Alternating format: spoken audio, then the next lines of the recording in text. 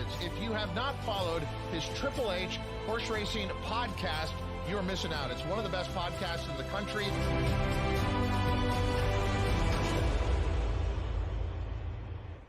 Good evening and welcome to episode 354 of Picks and Ponies right here on the HHH Racing Podcast. I'm your proud host, Howard Krauts. Thank you very much for joining us tonight as we are dedicating this show to the top 10 Derby contenders coming up for this Saturday, the 150th run for the Roses. Please make sure you hit that subscribe button on the bottom right-hand side of the screen.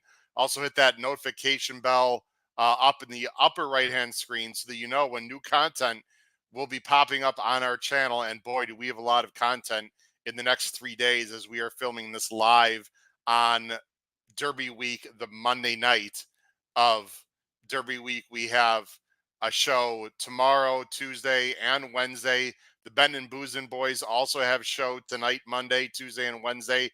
We have double headers the next 3 nights. Please make sure you join us. And, of course, smash that thumbs up button right below the screen. You can follow me on X right there at HKravitz. Scrolling at the bottom of the screen is the email, hkravitzhorse@gmail.com. You can listen to this show replay on Apple Podcasts, Spotify, and Anchor.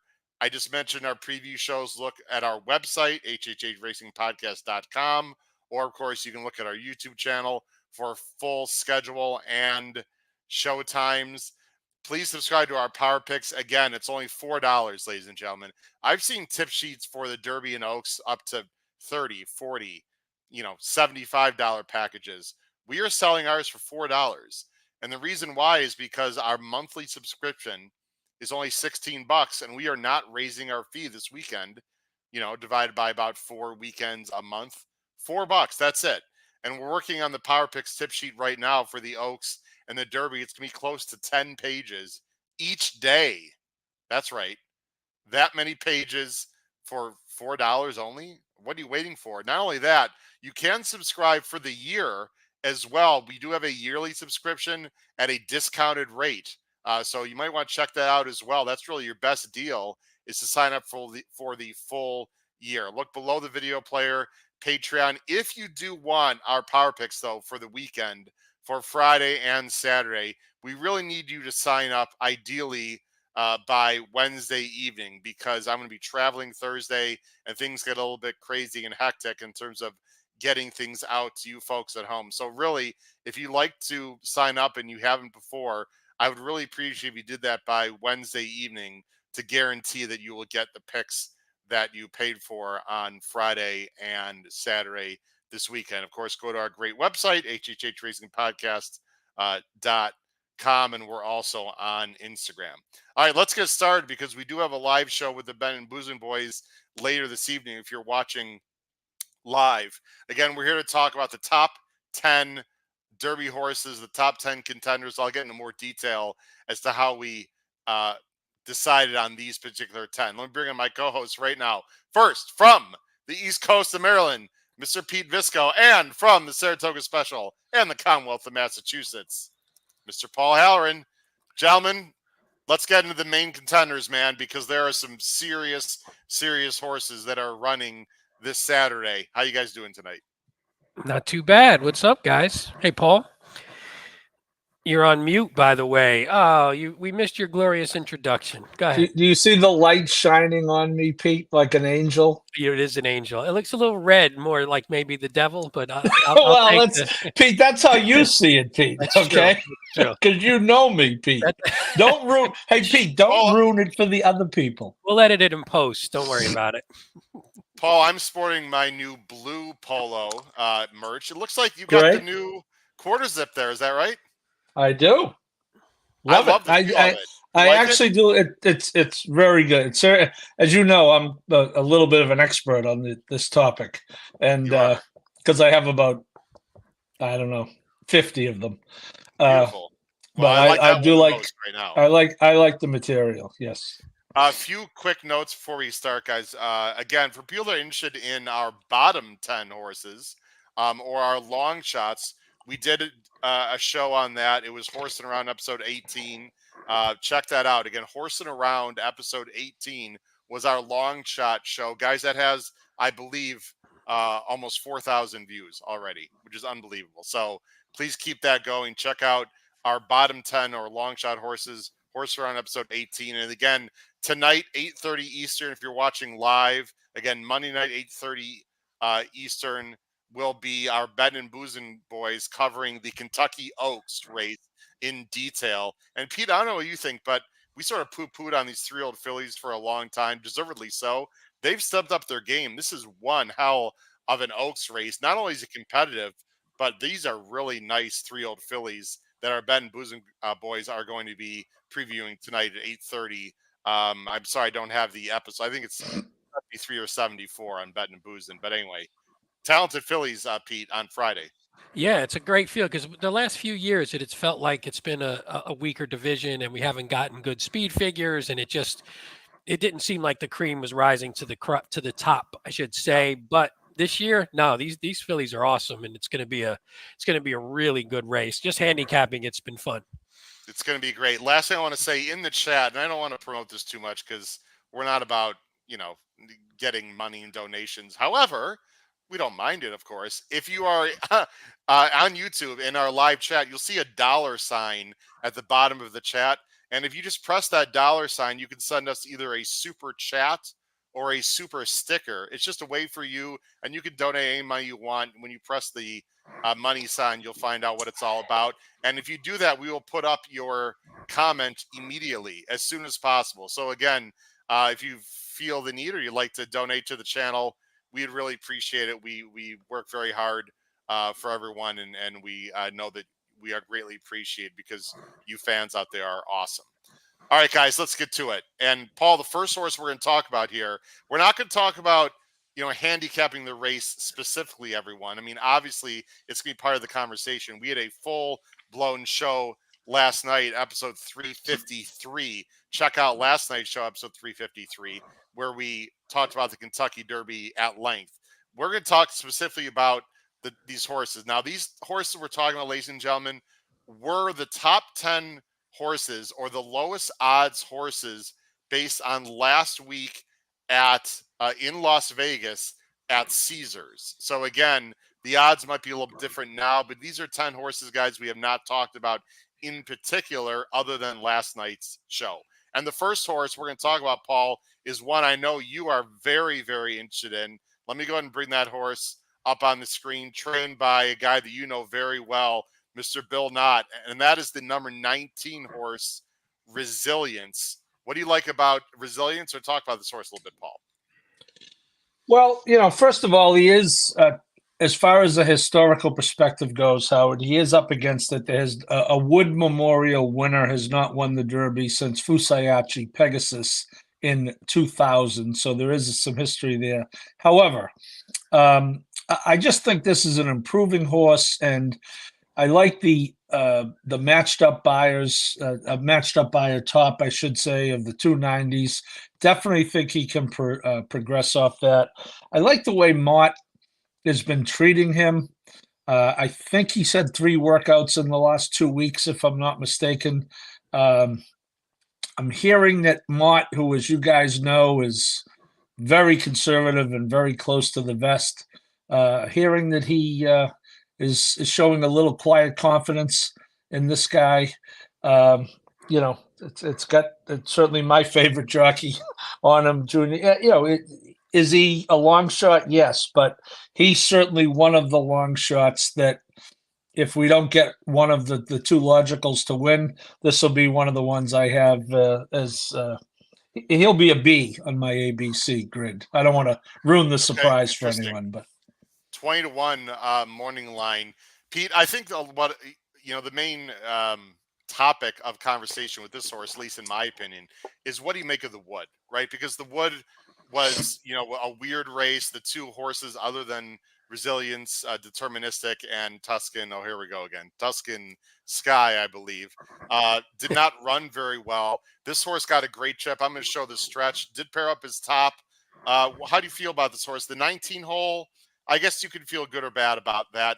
what's your feeling here, Pete, on Resilience? Yeah, I mean, I think he's a nice horse. I agree with everything Paul said. I don't like the post, though, because I think this horse's best game would be to sort of just work out a nice stalking trip behind the speed. And from the 19, he's not super fast. So getting out, clearing, especially, Fierceness is going to be inside trying to do the same. I just think, I don't know if I'm worried that he would get hung out to dry a little bit. So that's my concern. I think if he had a better post, I think he's one of those horses who could just sit a nice trip and sort of clunk up to the bottom of the super, something like that. Like, I don't see him as a win contender. I mean, we saw the Wood last year. We always poo-poo the Wood. Wasn't it Hit Show, right? Hit Show ran. Yep.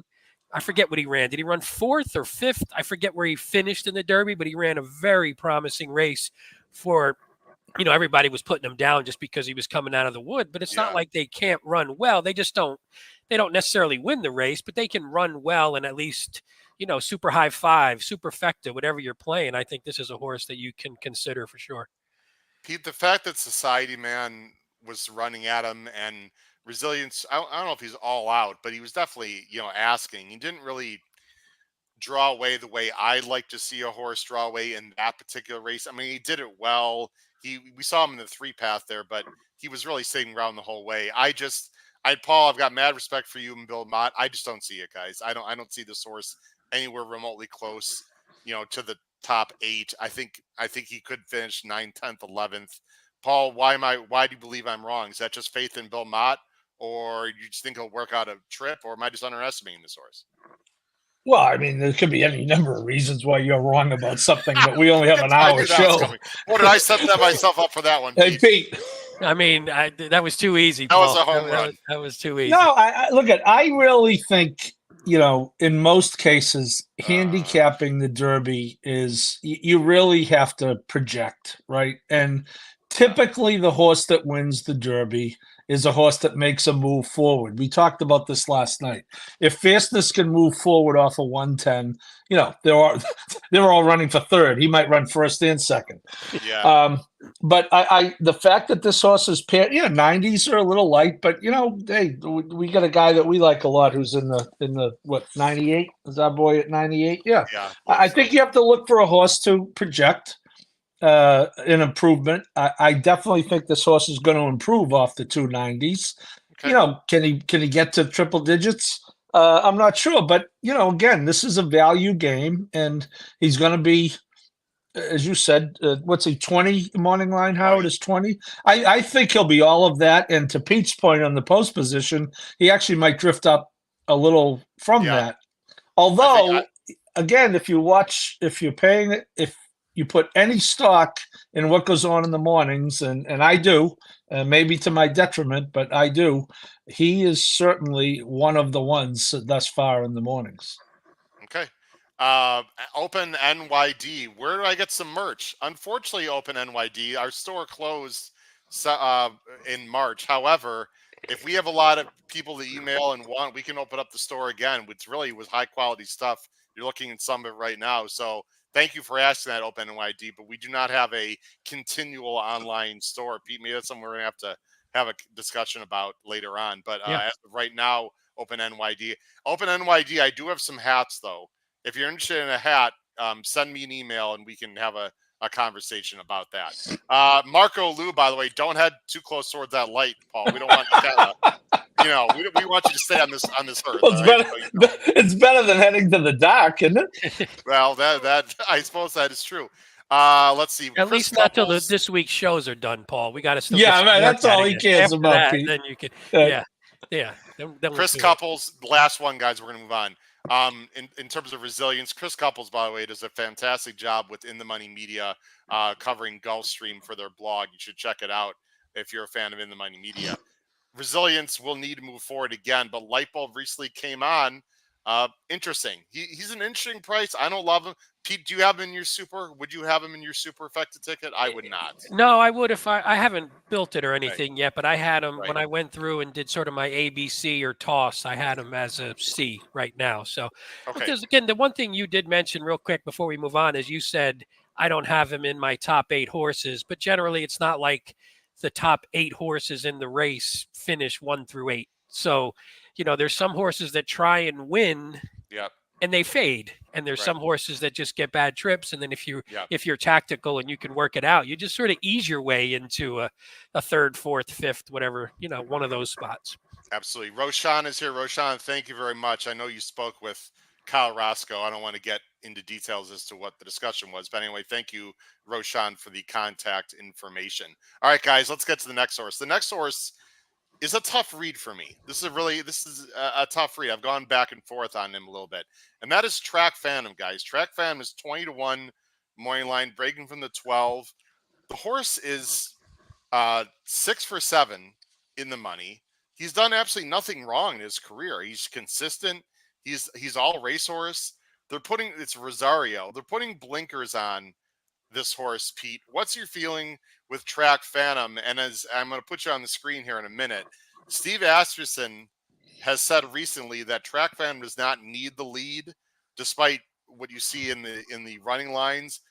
I know they've been trying to relax him a little bit in the mornings, with his breezes. Paul's aware of that because he's been very in tune to the morning breezes. I'm not saying they're trying to close with him, but they're just trying to get him to settle. In this scenario, in this situation, Pete, I still have a hard time believing this horse won't be very close to the lead, though. Yeah, well, two things. I never believe when they say the horse who's almost never been off the lead in any of their races doesn't need the lead, because I just don't believe that when it happens, because it generally doesn't seem to work.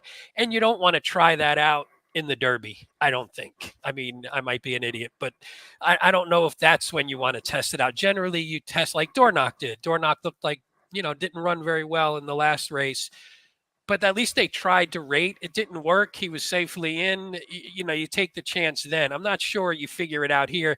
Now we're also going with an equipment change. You're adding the blinkers.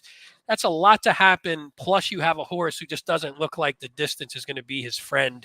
So if you roll all those together, because I love this horse. You know me. I've been talking about this horse. I really like him as a horse. If he was he's not a closer. I know he's not a closer, and I don't like Asmussen. I don't like closers. I don't like any of it. And I mean, I like closers, but if he was in the Pat Day, I think I'd love him. But I just don't know. It's a lot to do in one race with a 20-horse field. Yeah. But if he breaks and he's around, he's a tough cookie, man. He hangs in there. So if he is close, it wouldn't shock me if he hung on and just sort of hit the super just by hanging around and being game. I mean, he has a 0-win chance for me, though. Look who's joining the bottom, joining the show on the bottom of the screen. Wonderful co-host of Bet and Booze and Patrick Kunzel, who joined us last night. Will Steve ever get his Derby win? I think he will. I'd be shocked if it's Saturday, to be very honest.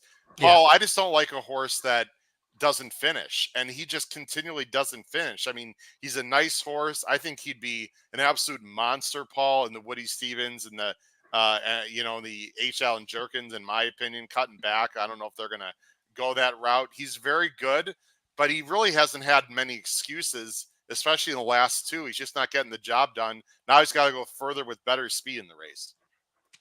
Yeah, I'm again, I have mad respect for Asmussen. Joel Rosario just got voted into the Hall of Fame. Yes, he did get my vote. Some would say, well, you guys are all over Sierra Leone, and he ran second to Sierra Leone in the Risen Star. I mean, he had everything go his way that day, 49-3 for the half, and Sierra Leone had to try to close into that with an extremely wide trip. I don't see it. I just looked at the pedigree quickly. I know the Dam is buy into mischief, but the Dam was a sprinter. The other horse that she's thrown is a sprinter. I don't see any scenario where this horse is getting 10 furlongs in the proper amount of time. We all know they can all run 10 furlongs, but out of ultimate respect for Rosario and Asmussen, I might put this horse in fourth, guys. If I were to play super, I would not put this horse in the top three. I just can't do it.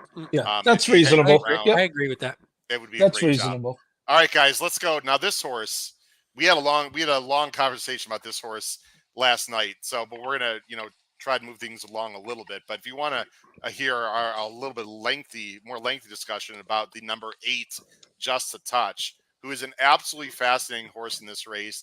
A lot of people are comparing this one to Mage a little bit, guys. Let me bring on the screen. Just a Touch, trained by Cox, Giroux, Qatar Racing, and Resolute Racing, by the way. And I reached out, FYI, to Resolute Racing, and they might be able to join us at some point, perhaps Wednesday or after the Derby. We'd love to hear from Resolute Racing. This horse cost $300,000. It's a justified colt out of a Tappet mare. I thought ran really well in the Bluegrass. I know it was speed favoring, guys, but that was a fast pace, and he hung around for sure. Paul, let's go to you first. Your thoughts on Just a Touch at 10-1 right now. I have a feeling we'll get bet down from that number. That's just my opinion. Yeah, he's on my grid, Howard. I've gone back and forth. He was demoted last night from B to C, so that's where he stands. And I know Cox likes the horse. I know that you have to run at age 2 is kind of gone away because there's been 2 winners, I think, in the last 5 or 6 years. But that there's still about 100 or so years where you did have to run at age 2. And I just don't know if in race number 4, second time around 2 turns, if 1.25 miles is going to be realistic for this horse. I think that it's a good horse. I think this horse becomes a bigger player as the year goes on. I don't think he's a serious win candidate on Saturday. Pete, here's the Bluegrass. We showed this last night. Here comes a train called Sir Leone riding down Just a Touch. This was Just a Touch's only 3rd lifetime start, Pete. People have to remember that. He could improve, but there is some other speed in the race. He's going to have to run giant to win. I would definitely use him, though, in the Super. I'd probably use him as high as 3rd. I don't know if I'd use him in 2nd. That's just my opinion. Your quick thoughts on Just a Touch, Pete? Yeah, it's funny because I don't really like this horse that much, and I was worried about distance concerns in the last 2 races with this horse, and I liked him in the Gotham, and he disappointed me a little bit just because I thought he had a pretty decent trip and he could have moved forward a little bit, but I just always thought this horse had distance concerns, and he just throws me off. But he feels like the horse. I know when I do a pick 5 ticket or something, I always know the one horse that's going to screw me, and I feel like this is the horse in the Derby that I'm going to put in the wrong spot. And it's going to screw me one way or the other. Yeah. But I'm with you. I think it's sort of in the 3rd spot, obviously in the 4th spot, because he's very tactical. I just don't see him winning. But again, if he moves forward and there is no distance concerns, then obviously he's talented. It's just I just don't see it. But I didn't like the Bluegrass as much as you guys did. I thought the Bluegrass was sort of weak, and I thought he was almost like the Verifying to me in my head, where I was like, that's a good comp. I don't trust him to keep going. I trust him to get run down in a race going this long. Like, he's another one. If you cut him back, I would love this horse. Look who's in the chat. Matt Bernier, our good friend Matt Bernier. Sorry I missed the show last week. We were trying to get him on, but he had some travel, issues, and we couldn't squeeze him in there. Good, gents. Good luck on Saturday. Thanks, Matt. Hey, Matt, if you're still watching and you're in the chat, if you want to throw your top 3 in the Derby or top 4, let us know. I don't know if Matt is finished with making decisions on who he likes, but follow Matt Bernier. He's going to be on NBC, guys, all weekend. Does a great job. Even a better person than he is a handicapper, and he's one hell of a handicapper. So shout out to Matt Bernier. Matt, thanks for joining the show, man. We look forward to getting you back on. Maybe Monday night, guys, or sometime next week we can, as we recap. Where's Matt Bernier from, Howard? Where is he from originally? I think is he from LA? Is he from the West Coast? No, he's not. He is from a Commonwealth not named Kentucky. He is right up in your neck of the woods, right, Paul? You've actually met him quite a while ago, right? You've known him for a long time. I met him at a dinner in the North End with the horse players guys. Many years ago. Yep. And you're right about both things. He's a damn good handicapper, and he's a better guy. I would agree with that 100%. The next horse we're going to talk about is my possible Calvin Bow-Rail long shot here in the race, because he's big from the inside, and the the W word is starting to come into play a little bit, at least according to some people. But if people are at home, what's the W word? It's that stuff about the sky and the clouds, and We Pete don't and Paul talk give me about crap that. for not. Nope. It's going to be the F word in a minute, Pete. Yeah, I we might don't be talk bringing it about up, that. guys. I might bring it up Wednesday though, so we'll see. But anyway, we'll wait and see. I'll wait give another 48 hours. Mystic Dan is 20-1 morning line. I think he'll get bet down from that. Ran a monster race in the Southwest, and he did it well. Was it the mud? Was it, it was a relatively, was it the trip? I mean, that's, other than that, he isn't anything spectacular. I mean, he did, run a 96 buyer at Churchill going 5.5. I don't think his race in the Arkansas Derby was as bad as some people say. He got shuffled. He got in a little bit of trouble. I think he wants to be a little bit closer to the pace. He had a wide post. This is another one that's a little bit of a tough call for me. I think he's a little bit inching underneath. Pete, your thoughts on Mystic Dan? I agree. I think I don't like, again, I don't think of him as a win contender. He wouldn't be in my sort of second line either, but I have him as on my C line right now. So somewhere in, depending on how I play the trifecta or the super, I would have him in that bottom rung for what you said. I think if he works out a trip and he's from the 3, and I think if he just sort of can sit on the rail, save some ground a little bit, maybe move up the rail, and just be one of those horses that just sneaks in. You're like, where the hell did he come from? Get that like looking at Lee type trip, one of those kind of trips that just gets up there, not to contend for the win, but just to break up the super, the high five, any of those. The Russ man thinks this is more like Verifying. Again, Verifying getting a lot of love for a horse that didn't do much in the Derby, but we understand Verifying was a talented horse, or is a talented horse, excuse me. He should set a great trip. Brian Hernandez, Paul, I want to say two things about Brian Hernandez, and then I'll let you talk Mystic Dan and move on. Number one, I think he's underrated. I think he's very solid jockey. Number two, if you watch enough of Brian Hernandez, he does like to stay on the rail quite a bit. Not as much as Calvin Burrell did, but he does prefer the rail. I don't know how Mystic Dan's going to finish Saturday. I do think he's going to get a very good trip. The question is the distance, is he going to be good enough? But I think a good trip is coming for Mystic Dan, Paul, because Dornoch's going. Sierra Leone is not going. I mean, isn't Mystic Dan just going to be on the rail for most of that first turn and into the backstretch, and then who knows?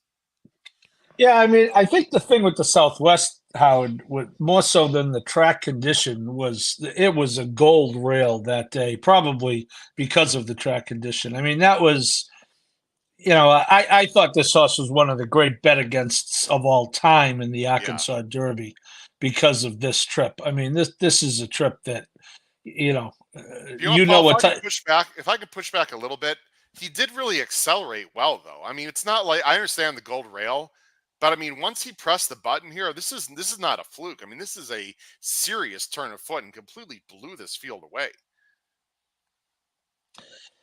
Yeah, he did.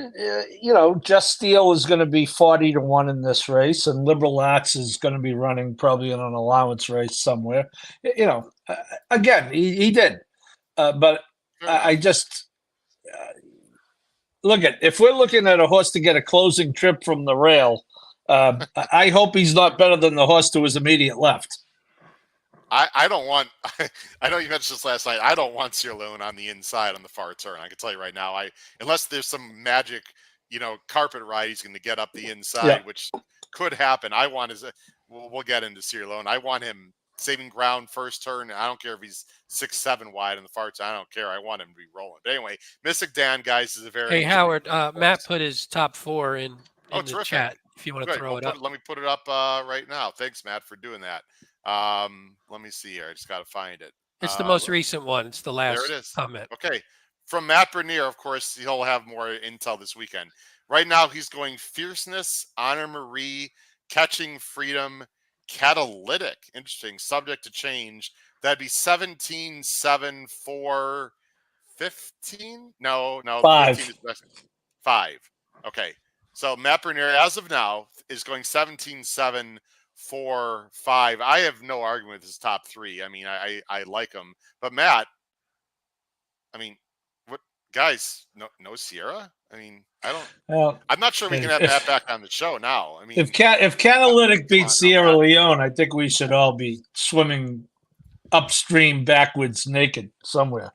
I've talked to Matt a lot about Sierra Leone. He loves the horse. He's just concerned about the trip and Yeah, and the race flow. And I justifiably. totally get it. I get Hey it. Paul, I do too. unless I have the super somehow and he closes it out, well maybe not Fierceness on top, but that super's not too bad if Catalytic hits it. So Oh, yeah, that'll help. For your fantasy team. That would help.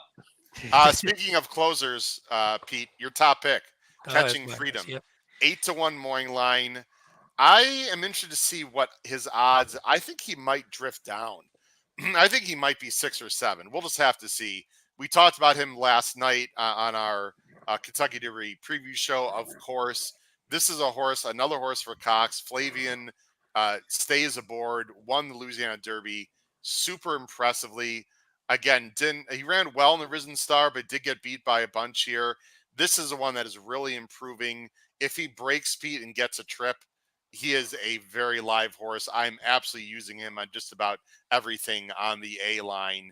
A real threat to me in the Derby. Obviously, you feel the same way. Yeah, you know me, I love Catching Freedom. I've Yeah. sort of loved this horse the whole way, even going back to the optional claimer last year where he had a terrible trip. He had the terrible trip 4 back, then he looked great in the Smarty Jones, and in the Risen Star he just ran like a knucklehead, which he tends to be sometimes, and he was all over the track. He never ran straight. And then I'm going to show the Oaklawn race speed because I want to show how much we're not going to see. We can't show the other races. Paul knows why, but this is when he was just starting to mature. But he's the 2, and I thought he could win this by 4. But you can see earlier on, again, this was January 1st, right? So I mean, he's improved a lot. But he's weaving a little bit. He's on the wrong lead. It takes his time for him to get by these 2. He is a much better horse than we're seeing right now on the screen right now. I would believe, Pete. Yeah, well, that was the one thing I really like about this horse the most, and why I sort of have him as my top pick out of a few, because I don't.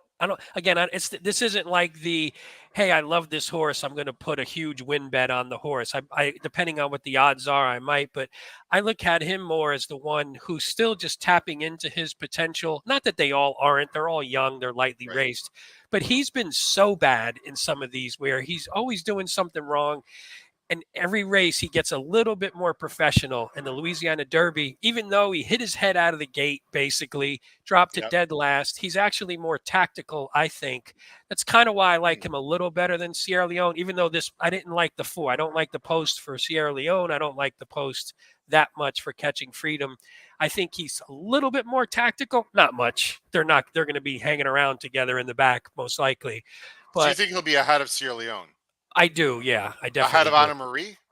Yeah, I think they'll be sort of lingering together. Yeah, which is funny because those are like my 3 top choices. So, in a race where closers generally don't do well, I got 3 horses that are going to be all the way in the back. Paul, I'm sorry, Pete. Paul, any thoughts on 2-card Arsenal, who I know you've been watching a lot in the morning. Because of work, I've not been able to. I've been watching like replays when I can. Apparently, had some kidney sweat this morning. If you're Catching Freedom nerves, maybe so. Are we nitpicking now a little bit, Paul? I mean, maybe they're just. Yeah, I did not see Catching Freedom on the track this morning, so I can't talk about that. I know the Japanese horses have been a little warm, and I believe today was the warmest morning yet down there. In fact, I think it was going to be 80 down there today. So, that's like the next few days. It's going to be warm. Then it's going to. Oh, I'm sorry. I'm talking about something. Pete, my bad. He's forcing me to tell him he's number 1 again, Pete. I didn't bring up the P word. Not yet. The stuff that comes down from the sky. I got to be careful when I say the P word. I got to clarify. But let me tell you something. We got the wackiest weather anywhere here in Massachusetts. And when I go to Kentucky, the people say the same thing. If you don't like the weather, just wait 5 minutes. It'll change. The forecast could change in Kentucky between now and 7 o'clock Saturday 37 times. So save yourself some time. All right. Let's go on to the next horse, guys. I called this horse the most polarizing horse in the Derby last night on our Kentucky Derby show, episode 353. And that's this one, guys. Forever Young. Super talented, 5 for 5. It's by Real Steel out of a Congrats mare. So he's got some, combination of Japanese breeding and American breeding. The trainer, Yoshiro Yahagi, has won races all over the world. Group 1s. He's an excellent horseman. This horse has done absolutely nothing wrong. supposedly has a little bit issue with the kickback. They've used like a mask or like almost like a mini hood on him. There's debates as to how much the kickback will affect him or not. He looks like he has tactical speed. I thought he ran very well in the UAE Derby last time, was very professional. He ran down, I don't know if he gets enough credit, guys, for running down Bookham Dano, who was loose in that mile race back in Saudi, which was a race that was too short for him. And he ran him down to my benefit and to the benefit of Davey Lane and a bunch of other people, because we were able to get 5 out of 6 that day for a nice score on the Saudi Cup card. Paul, Forever Young, what's your overall thoughts on this Japanese star? Well, Howard, I am torn. Ultimately, I'm going to land in the camp of, yes, the Japanese are going to eventually win one of these days, but when they do, they will be beating me to do it. And I'm not, and trust me, I've played the Middle East horses coming over. I'm a sucker for anything coming overseas, but again, 5 for 5. My good friend, the late great Edgar Catado with Barbaro, they ain't beat him yet, kid. What makes you think they're gonna beat him today? Love so that I line, throw. Don't you, Paul? That's like your favorite line of all time. I include horses like this at all times. So, am I going to be surprised when he wins? No. However, I think even looking at 5 for 5, I think he is going to be undervalued when the final bets are made. I think he's going to come down. I think people are going to bet him. Yeah. I think the fascination with the Japanese horse is the fact he's 5 for 5. So I'm gonna say I like the Rod Stewart song as much as anyone, but I'll be passing on this import. Paul, I agree with you 100%. And I've gone back and forth this horse, Pete, a bunch of times. There's just too many questions for me. I know he's talented. This is probably the best Japanese horse we've seen, by the way, in the Derby. He's better than Derma at this point. He's more professional. I like this horse a lot. If he wins, I agree, Paul. I will not be surprised, but he'll do it without my money. I have him in 3rd at best. Pete, your superfecta thought, and what do you think about the horse overall? Yeah, I really like Forever Young. I have him on the B line. He might be the top of my B line, and I have 4 horses on the A line just for context. I have 4 on the top, and then he might be the top of my B. He is unknown, but I'm just super impressed with him. I did like the book. I know he takes a lot of heat for he barely beat a miler in Bookham Dano. Yeah, but it was going a mile. If he barely beat Bookham Dano going a mile and an eighth, I would have said, yeah, that doesn't impress me that much. But he ran down a good fast horse who got away, and he wasn't even running that great that day. You could tell he wasn't tuned in. Then the next one, I thought he was super impressive in the UAE Derby. Yep. Again, I think, they put the mask on. That's supposed to help with the kickback a little bit. He drew well for, he's not on the inside. So I think he can work out sort of that second over, third over trip. Yeah, he might be a little wide. He's done well going wide. We'll see. He's super talented. Again, I'm with Paul. It wouldn't shock me if he wins. I don't think I'll have him on the top line of stuff, but hopefully if he runs second, I'll be able to cash depending on who else comes around. Yeah, I think he's talented. If he wins, it'd be a great story. We don't want him to win selfishly, obviously, but I think it would be a great story. And, what? I think great. I think great is an overstatement or a hyperbole, whichever you want to call it. All right. Guys, this next horse is absolutely the buzz horse, the wise guy horse of the entire Derby. And I've gone back and forth on him, and I've decided I like this horse. He's been working so well in the mornings, and I don't want to get caught up in morning works. I think people overestimate that and never becomes experts on how they're working. But there's a lot of people that I respect that really like this horse and have been seeing him every day. And I really like his pattern here. It's his 3rd start off the layoff. And there's a lot of things to like about the number 7, Honor Marie. You can forget about the 20-1. It's a ridiculous morning line by Mike Battaglia. I'm sorry. I don't want to get caught up in morning lines. But sometimes, guys, you have to have the pulse of the nation and the pulse of the cappers. And this horse could be bet down as low as 10-1, I think. I think he's going to get bets. That wouldn't dissuade me. I love the 3rd start off the layoff. I like his form cycle. He was good last year, Pete. And then, in the Risen start, he didn't run as well. again, it was a horrible track condition. He was off a layoff. He was not cranked. I thought he ran very well against Catching Freedom in Louisiana Derby. I see no reason why he can't take a step forward here. He's got a great post. I have minor issues with Ben Curtis, who's a good jockey, but he's never been in this situation. Anna Marie, to me, Pete, a lot to like. I'm using this horse as high as second, and I'm using him probably more like a B or a B plus in my horizontals. What's your feeling about Anna Marie? Yeah, he's an A for me, and that's I'm actually getting. It's a little annoying when you feel like you have a priced horse who now all of a sudden, because of the works, because of some of the other things, is started taking all the. You never want the wise guy horse, because the wise guy horse is going to be lower odds than you want them to be. So, but I love this horse. I agree with everything you said. Basically, I don't need to reiterate most of it. I think he's just improving every start.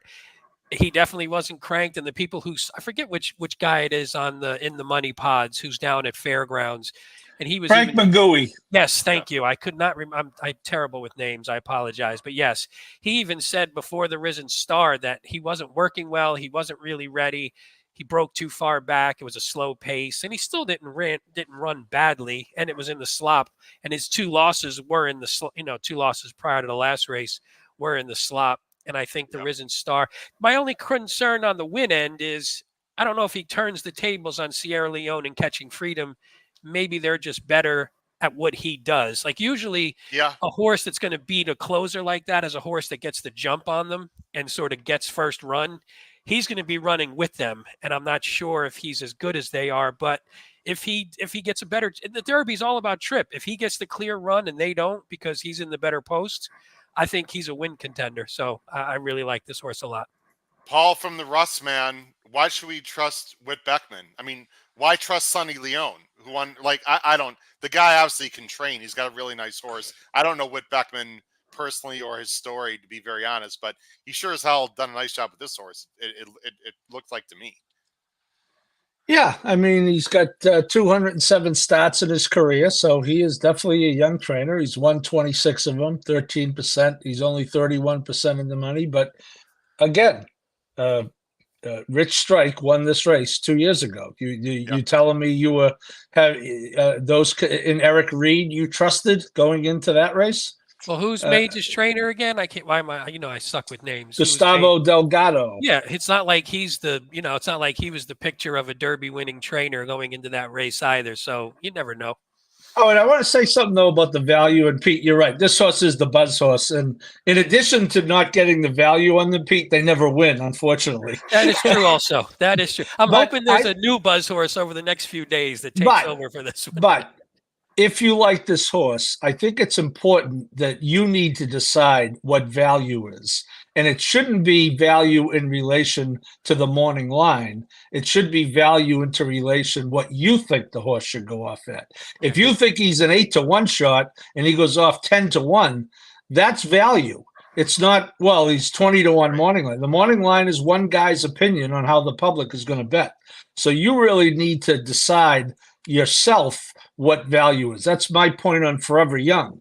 I don't want any part of that horse in single digits, and I think he's going to be single digits. Now, I could be wrong, but that's just the way I'm going to go about it. I don't even know what his morning line is. Is he 10-1? I don't really care. That's a very tough job setting the morning line. Our good friend Nick Tamro does a great job. David Aragona does a great job. This is the toughest race, obviously, in the world, probably to set up for, other than the Grand National with 32 horses. So you got to set your own value and decide if you're getting the right price. I think Kevin B makes a good point. That's concerned that there's speed. On the outside of him, the inside, he might get pinched, and we don't know. But I think that is a fair point and a concern. We'll just have. Can I make one comment on Paul's thing real quick? I'll make it a quick. Go ahead, yeah. The only thing about value is, if you're betting to win, I agree with 100%. But sometimes you don't worry about value even as much if you're just looking for a horse you think is going to hit the board because it's going to pay. Depending on who's around it, you're just looking for a quality horse that's improving. They don't have to win for you to make a big score. I mean, you hit the super, you hit the try. And I think this is the kind of horse that can do that. And it definitely could clunk up for third or fourth with no problem and even do better than that. Guys, if I play a superfecta, and I still haven't decided if I'm going to, I think this is going to be a reverse key, Pete and Paul. I think this is the horse I'm going to use in every spot because he's exactly the price that I'd want to play in a reverse tri-key.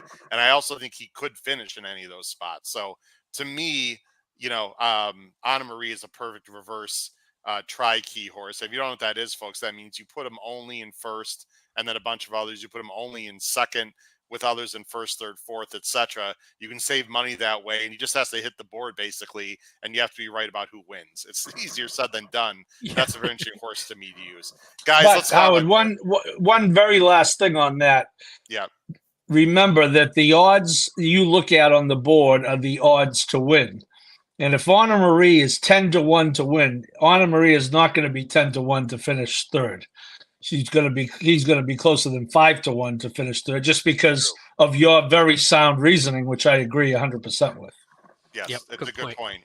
We'll talk more Wednesday's show, guys, when we do the late pick 5 about some ticket construction in the Kentucky Derby, because people have been asking me a little bit about that as well. That'll be on our Wednesday show with a possible famous guest. I don't want to tease. I don't want to say who it's going to be right now, but we're working on trying to get someone. We hope that we can get him. So whether it's one of the weathermen in Louisville, Pete. He's going it's not a weatherman. Well, I'd rather be, never mind. I'm going to keep my mouth shut. Guys, let's go on to Dornoch so we don't. Yeah, we got 3 horses left, guys, and I want to try to end, with enough buffer time for the B&B guys. Dornoch. We talked about this horse a lot. The post is no bueno. It breaks him the rail. He's got to go. I always thought he had to go anyway. A lot of people thought, over the winter, this was a lot of people's Derby pick after he gamely won the Remsen, beating Sierra Leone. I've never been a huge fan of this horse, I have to be honest.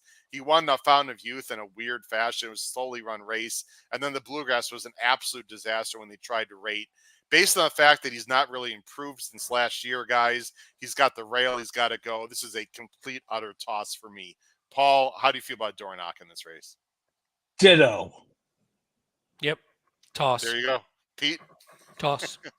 Toss. Yeah, he's a nice horse. It's just one of those that he's like the kid in, the kid who was the best player in Little League, and then when he gets to high school, he didn't grow and he doesn't get any bigger, and it's no good. He just hasn't improved, and you have to improve. You have to be. Paul said it earlier. You have to be on the way up generally in the Derby, and he sort of stagnated. So no. And we taught. What happened in the Bluegrass is exactly what myself. I think all of us sort of felt the same way, and it's great if we want Sierra Leone to win. We thought they were going to try to rate because Danny Gargan said it didn't work at all. He was climbing. He was uncomfortable. He was poopy. He's going to be gunned. I guess if he somehow gets loose, I don't see that's possible, but if he somehow gets loose or the rail is like golden, guys, I suppose he can hang around. I don't see it. I don't see it. I wouldn't be shocked if he's outside the top 10, actually. All right, guys, let's get to the final 2. And look, this is no secret. This is no handicapping geniusness coming out. These top 2 horses are everyone's top 2. They're deservedly so everyone's top 2. Does that mean that they're going to win? Absolutely not. Could they be out of the money? Absolutely. There's no question about it. But these are the most heralded, the most talented, and the most likely winners in all 3 of ours opinion, if I could put words into your guys' mouth in this race. Let's first talk about our boy, Sierra Leone. What an unbelievable story, guys. I'm just really proud, of what this horse has done. He's done absolutely nothing wrong. We don't need to talk very long about him. Everyone has seen this horse run. He is an absolute stone cold killer in the stretch. He's got a massive stride. He costs $2.3 million. He's passed every test. He's won in the slop, guys. He's won, coming with slow paces, fast paces. He's traveled. There's absolutely zero to knock on this horse. Like I said last night, except if, one, you don't like his running style, which obviously Matt Bernier is not a fan of, and I totally get that, or number 2, his post. Other than that, Paul, Sierra Leone is a special animal, and he's going to have a great career no matter what happens on Saturday in the 150th running of the Kentucky Derby. Yes, I think the trip could certainly get him beat, and I think Fierceness potentially being a generational talent could get him beat. And I think that's where the list of scenarios where he gets beat ends.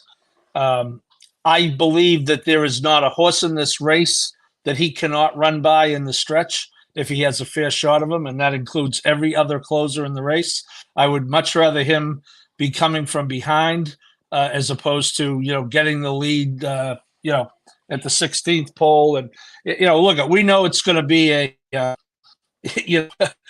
we're not going to get to relax on the, if he wins, it's going to be close. We understand that. But again, those are the two scenarios where he can get beat. I think he could be a generational talent, and that's not because we have him at 150-1. I honestly think there's a good chance that he is simply the best horse in this generation, this crop, I should say. But now you're into the Derby, and let me remind you, if I hadn't already, Rich Strike won this race 2 years ago. So he did. I've got him in the background there. It's a little hard to see. We watch our show. We have several pictures of Sierra Leone. I'll just get that when you were stalking him, Howard. Is that when you were stalking him? No. Don't start out that again.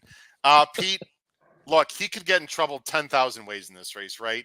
I do feel one thing, unless he really gets checked hard or steadied or, God forbid, something horrible, he is by far the most likely horse for me to finish in the money in this race, even more than Fierceness, in my humble opinion. It's not because we just have a huge future on him. It just feels like he's going to make his run, Pete. Is he just going to be good enough in the trip? No, that's why I almost think I would almost look at him as the best, as the best when you were talking about the key, the try or the super key. Well, I want a bigger price. I know, but you want a bigger price, but you really don't care about that as much in the Derby. You just want the horse that does it. Because you obviously think Sierra Leone is going to be one of those other horses, even if Honor Marie hits the board. So which one do you think is more reliable? I agree with you. The only thing I would go against is you said, okay, if you don't like his running style and you don't like his post, in the Derby, those are two of the most important factors in the Derby. In any other race, it doesn't matter as much necessarily. In the Derby, from the two, he's going to get shuffled. He's a straight line horse. He's not getting the Rich Strike. He's not winning like Rich Strike. He has to get to the outside. I agree with you. He's the Zenyatta horse. Get me on the outside and run straight. And that's the same. I think Catching Freedom, which is why I like Catching Freedom a little bit. I think Catching Freedom has a little bit more. He's a little smaller. I think he could get through a bit. Okay. But I think Sierra Leone, you have to get him outside, and that's going to be the key. Can you not get shuffled too far back, swing wide? You could be the best horse in the world, and you're just not making up that much ground depending on where you're starting and who you're chasing. If Fierceness doesn't run at all, and the horses he's chasing is, just a touch takes the lead, or some horse that I think isn't as good. If Fierceness gets away, he's going to be tough, and we'll talk about that in a second. But it all depends on, just give me the straight line with Sierra Leone. And if you get that, I think I'm not sure about the generational thing. I think he's fine. I don't love this crop as much as I think you guys do. I mean, I think Fierceness on his best day is the more brilliant of all the crop. And I love closers. So Sierra Leone is up my alley, but they tend to just not get there sometimes. And that's the concern in a race like this. I will say this, Pete, when we do our post-mortem on the entire weekend, and hopefully we're in a great mood Monday night, we do our recap show and we look at the the race, we look at the chart. I'm pretty sure, Pete and Paul, when we look at the final closing sectional, Sierra Leone will have the fastest final eighth and final quarter. Will it be good enough? I don't know. But unless he gets into a lot of trouble, he will absolutely be flying. And I agree with you. I hope Tyler gets him out into the clear as soon as possible, the backstretch. I don't care if he's 7-8 wide. I want him in the clear. Guys, we got to start moving on here. Fierceness, look, the deserved favorite, guys. He's a really good horse. I mean, he's really good. And when he's right, he is really good. 5-2 morning line. I think, guys, he might drift down to 2-1. I really do. I think some of it depends on Mattress Mac if he's putting a bet in. I just all week people are talking about the post and how great Fierceness looks. Look, he's a great horse and he's a fantastic workhorse. Of course he's going to look great. I mean, Timberlake looks great in the morning also. I bet Verified looked amazing in the morning. I mean, when things go well, everyone knows this, guys. When things go well, he is fantastic. I will die on this hill, as Charlie Freeman said last night. I don't see him getting the kind of trip he obviously didn't get in the Florida Derby, or he got in the Florida Derby. And I think he's going to run a low 100s buyer. I don't know if it's going to be good enough. There's a lot of obstacles here. He's never been this far. He's never faced this kind of speed. And Paul, the main thing I have against Fierceness, and obviously you can win the damn race. The South Florida circuit this spring was a complete disaster. This winter and spring, horses, the horses that ran didn't end up being that good. Some of the better horses didn't end up, Victory Avenue, etc., got hurt or sick and didn't run. I mean, Fierceness to me has not faced a real serious animal since last November. I frankly have no idea how he's going to react into a fast pace, whether he's on the lead or not in this field. I don't know how he's going to react going 1.25 miles. I would never, ever put a monster win bet on this horse at 2-1 in this race. He could win by 4. He could also finish 12th, Paul. Fierceness. Yeah, I agree. And one thing we talked about last night, and you could see the pedigree there. There's no guarantee that he wants 1.25 miles. Nope. And you could say that for most of them. I mean, we're fairly confident that our guy Sierra Leone is going to be just fine at 1.25 miles. Yes. This was a very weak rendition of the Florida Derby. Let's just face it, it was bad. And where it really will show, Hades didn't show up, which some of us figured he wouldn't. The race before that was a fluke. But watch, Catalytic is second, Howard, being ridden and is dying to give it up. Okay, he finishes second. Okay, he is.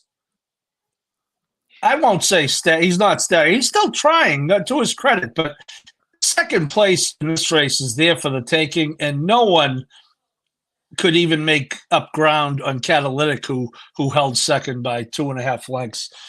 That, as you said, that doesn't mean this horse can't win. We're certainly looking at our value scale on this race is a little different because we have a horse who's going to be 50 times the odds of what he goes off at. But I do agree with you on this. Forget our future bet. If I were betting this race, I would want no part of this horse as the favorite. That doesn't mean I'm not putting him on top in tries and supers, which I likely still will be doing, along with Sierra Leone. But again, yes, you got the every other race thing, which some people might say, well, that's just coincidence. Well, it certainly could be, but there are all sorts of different circumstances, and it has still worked out that way. Sloppy track, fast track, etc. So, hey, look, he can beat us. If he beats us, I'll tip my hat and say, good job, Mr. Rapoli. But I know one thing. If our guy has a shot at him in the stretch, he's going to catch him. I agree with you. And Pete, this is an obvious A for me. I mean, I'm going to be using him to back up. If I decide to hedge, obviously I'm going to use Fierceness very heavily. If this was not the Derby, P, and this was race 4 on a Friday, obviously we wouldn't see these kind of numbers. But you get where I'm going here. This would be a horse I'd absolutely try to beat. Now he can only beat who he can beat. P, I know you've said that a lot on the show, and you're absolutely right. I mean, you can't really knock Fierceness for who he beat. That's just who showed up. He ran a damn 110. He ran off the screen. He was unbelievable.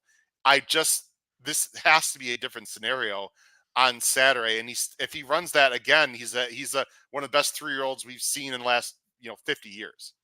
Yeah, the whole Fierceness thing has gone a little too far both ways. Where some people are saying he's going to run off the screen. Some people say he's just a dog and he stinks. He's neither.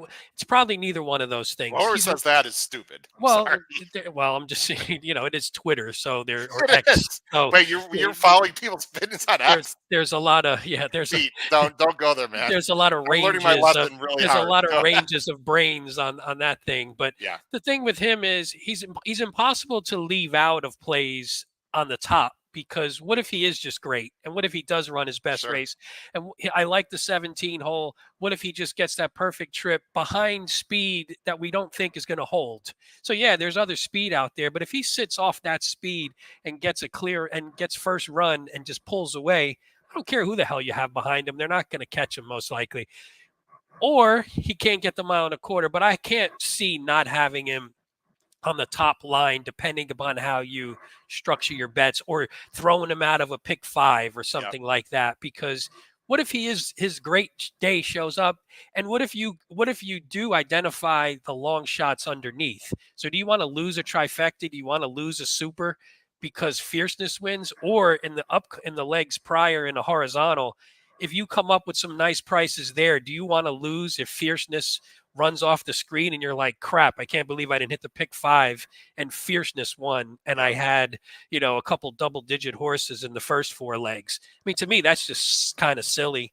Yeah. But I do agree, though. I think he wins, or he probably maybe miss. He either wins, loses by a head, or is off the board. That's the way I sort of look at the race. I'll end my analysis in the show with this, with Fierceness. When American Pharaoh won, he made that 3 wide move and had the lead at the top of the stretch. I think Johnny V is going to try to do the same thing. If Fierceness has the lead guys at the top of the stretch and starting to draw off, Sierra Leone and everyone else is going to have to run. So it's much more complicated than that, but that's what I'm going to look for, guys. If Fierceness has the lead and looks really good, at the top of the stretch and into the beginning of the stretch, he might be tough to run down. Will that happen? We have absolutely no idea. That's what makes the 150th run for the Roses so much fun. Guys, it was great analysis. I really appreciate it. We're going to head off air because in 30 minutes from now, we have the Ben and Boozin boys covering the Kentucky Oaks. What a great race this Friday. Please check that out in half an hour. Of course, you're watching as a replay. You can look at our stream of shows. Ben and Boozin, Kentucky Oaks preview coming up. For my great co-host Pete Visco and Paul Harlan, this has been your host Howard Kravitz, episode 354 of Picks and Ponies, covering the top 10 contenders in this year's Kentucky Derby. Crush your bets in the Kentucky Derby this year. Take care, everyone. Have a great night. Bye-bye.